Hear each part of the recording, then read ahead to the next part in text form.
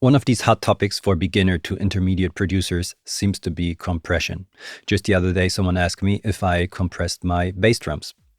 And this question kind of made me realize that in order to use compression the right way and in the right situations, you need a much better conceptual understanding of what compression really does, because compression can do as much good as it can do harm. So let's take a closer look at compression specifically in the context of electronic dance music production.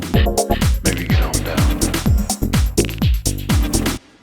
Before we jump into some music and sound, let's quickly talk about some theoretical stuff. For this video, I will kind of assume that you know the basic functionality and parameters of a compressor, but something that I feel is kind of important. Most videos will teach you that a compressor is there to reduce the dynamic range of a sound.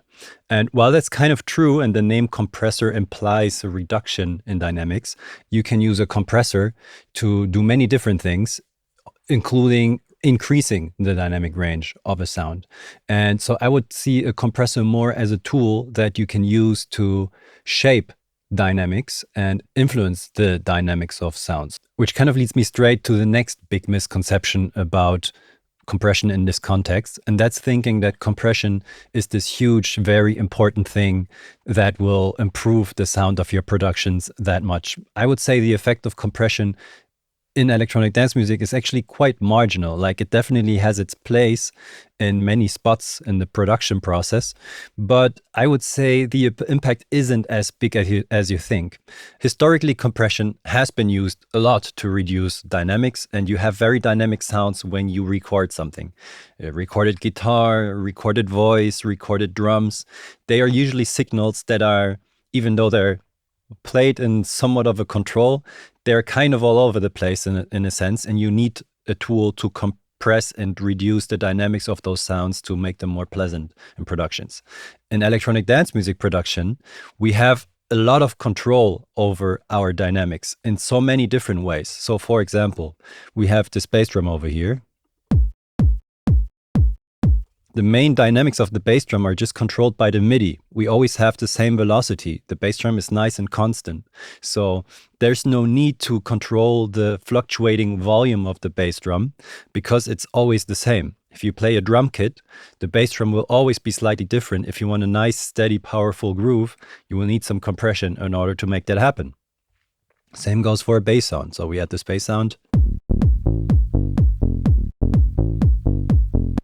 We have full control over the dynamics throughout this phrase, right? We can adjust the velocity. We can even decide that we want to add some more dynamics by reducing the sound of some notes and bringing some notes down, and this one, for example, a bit down, this one a bit up, to create a groove. We have complete control over dynamics on that dimension, right? So we don't need dynamics for that either, and for all of our other drums that we can throw in here. Same goes for that. We can control the dynamics of every single note. Even if we go into like a sampler or a simpler, like for my bass drum, as I do many times, you can control the dynamics by kind of making a fade in. So something that a compressor could do is saying, hey, once this gets loud, bring it down. I can draw this in. I can even go crazy. That's something that you might not necessarily want to do, but let's show this sample in the browser. If you wanted to control the dynamics of a bass drum this way, you can just throw it into an audio track. You can kind of shape the volume. You can even do, if you were to warp the sound, you can go and get an envelope and completely control the dynamics of that sound. That's obviously kind of annoying to draw everything in. You want to have a more musical and automatic approach, but it's just important to know that the dynamics, if you're producing electronic music, are already kind of controlled in a way. So the biggest job that a compressor usually would do is kind of already fixed. But there's still examples where you might want to use it, obviously. Let's look at this synth sound, this sequence. And if you look into a scope, look, this node is always pretty different in volume. Here it's quiet, sometimes it's loud. So If you're using synths and filters and sweeps and stuff, the dynamics of your sound might change, and you might want to throw a compressor on there. Let's do like the normal Ableton stock one. We see this loud hit back here. Let's reduce it by bringing down the threshold. Attack is quite quick.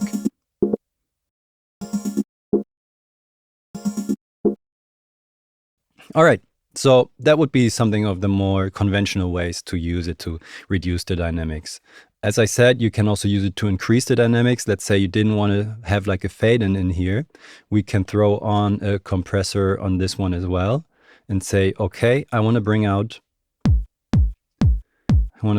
down this later part. So I will give it some attack time, bring down the threshold, compressing. Let's go for an extreme. Up. Attack time. And now bring down the tail.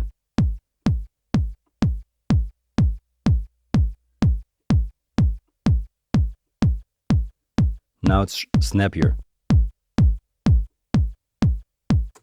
In order to do these kind of things with a compressor, you need kind of an understanding of your timings, right? So here you have an attack time and a release time. In order to get your settings right for a compressor, you kind of have to understand the sound that you're working with really well. And I kind of want to jump into that for a second, using this bass drum as an example, but it kind of applies for any sound or a group of sound or drum loop or whatever. Here you have these milliseconds shown, right? You kind of should know how long is your bass drum and how does that apply or how does that relate to your compressor settings. If we wanted to bring out the attack of our bass drum and reduce the later part, we kind of should know, okay, how much attack time should we give this sound? What are we working with more or less? So here, obviously you can go by ear also, but having a conceptual understanding of that is just going to help you. You can still go by ear, but you immediately know, like you beforehand kind of know what's going to happen and then check with your ear what actually happens. I think that's a healthy approach to using compression. So here, if we just bring the attack time down, the whole kick is gone. And this is obviously extreme. It's not like useful to mix with that right now, but we'll understand, okay, if I leave it at 3 milliseconds, I will just get the click in the beginning. Bring it up. It's obviously much quieter. We can then apply some makeup gain or whatever. Okay, so we're left with this crazy click in the beginning. Something that we can do to use dynamics also in a simpler is, for example, a little fade in. Let's remove this click by fading in. Having a fade in. When we're kind of losing the impact in the beginning, right? So something that you can use to compress, that's another lesson I would say. Compression doesn't have to be done by a compressor. Something that also compresses, for example, is tape. So here we have this distortion tool called Saturn, and it's warm tape. Because of the way tape works, I don't want to get too much into the technical details. It shapes the dynamics. Once things get louder, they get kind of compressed. If we were to just say, let's throw in, instead of the compressor, Saturn. Okay, this is with this click. Click in, Saturn. It's really going to affect the sound. Not only the sound, but also the dynamics. Check this out. Okay, so we kind of don't necessarily need a compressor in order to compress, which brings me to another thing that I kind of wanted to touch on that relates to all of this. Depending on how you set your compressor, different parts of the sound are going to get louder or quieter because you're changing the dynamics. In different parts of the sound, you will have different things happening. In a bass drum, for example, you have high frequencies in the beginning, mid frequencies in the punch, and then low frequencies in the back and the tail of the bass drum. If you use a compressor in a way to bring down the tail of the kick drum, you're also going to reduce the bass. If you use a compressor in a way that brings out the beginning of a sample and there is high frequencies in the beginning, you're also increasing high frequencies. And I kind of want to prove my point by using an EQ. Pro Q3, and look at the scope. If I use a high cut, you will see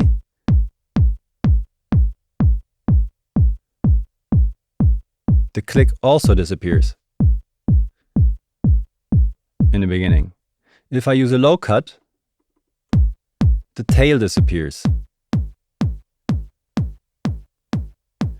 So EQ also changes dynamics, which means you can also theoretically use an EQ in some way to compress the dynamic range of a sound or to increase the dynamic range of a sound.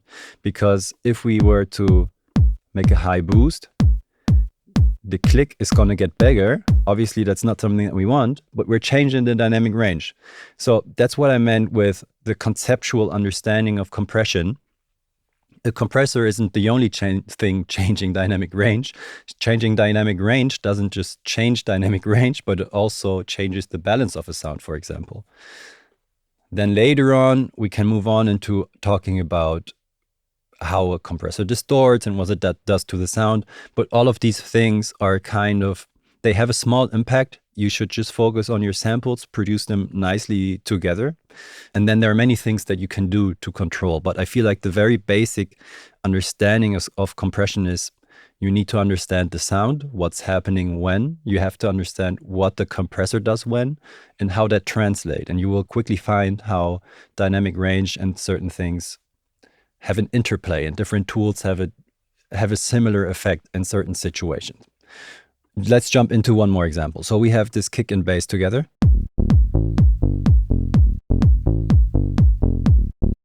We can tell, okay, the bass is even a bit louder than the kick. There's not that much space to breathe, and it seems more like a bouncy track to me than this very fat track that needs a bass and a kick present all the time. So once again, you don't necessarily need a compressor to compress the bass sound, because in most synthesizers, like in this one, you will have an envelope. And reducing the decay time, this would be the decay time, reducing that will lower the bass sound over here. So you can just go back into your synthesizer and do whatever you need to do in order to compress the sound a bit more. But let's say we just don't want to do that, or it's not the right way to go in this case, and we actually want to compress these parts and kind of make the bass and the kick flow together a bit more. We can do that by adjusting the threshold in a way, bring it down like over here, so it affects then, give it enough attack time. If you're not sure on the attack time, you can make a track, go resample it, resample, record it. Okay, we see the bass phrase. This would be one note. Let's actually go over here into a track. Zack, a bit bigger.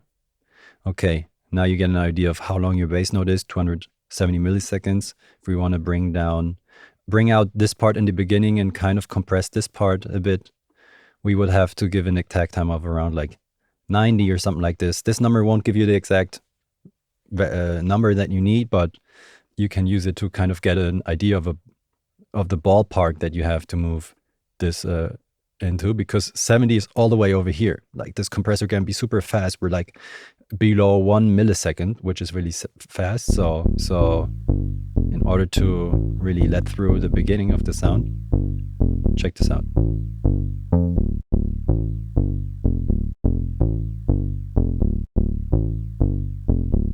A bit more release. So we're doing like not even 2 dB of reduction, which means through the YouTube compression, you might not even hear a big difference right now. To kind of prove my point, you can use compression to shape your sounds in a very like surgical way. For the bigger things, you might use a different tool, do it in your synthesizer, do it right away with your samples, pick the right sample, and all these things will help you to not need compression that much.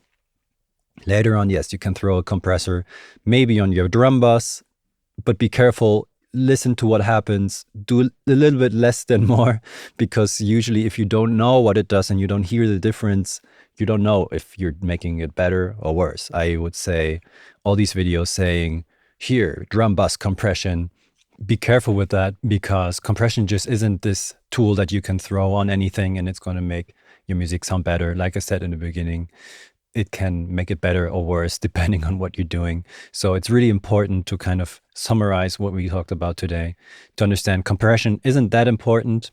It controls or shapes dynamics of sounds and it doesn't just compress them. You can use it for many things. You should really understand what's happening within a sound. So at what point in time, what frequencies are present in the beginning, middle, or later. Doesn't matter if it's a short sound or if it's a long drum bus or whatever. You should understand at what point in time what elements are present, what are these elements doing, how is the velocity and frequency of them, to then pick a compressor and understand what the compressor will do to like fix a specific thing. You want to have something more snappy, some more high frequencies. Do you want to reduce the sustain of a certain sound? We're going to jump into more examples or more specific musical examples in the coming videos. Just felt like I had to get this out of the way, get a good understanding and grip on what compression does to then actually use it properly. Yeah, I hope to see you around.